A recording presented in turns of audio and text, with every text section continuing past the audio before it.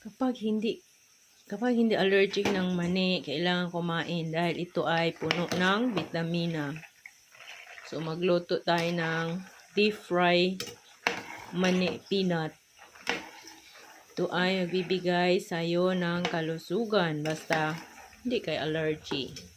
Ito ay nagbibigay ng health benefits sa ating brain. Kaya kain tayo ng mani. Luto muna bago kainin.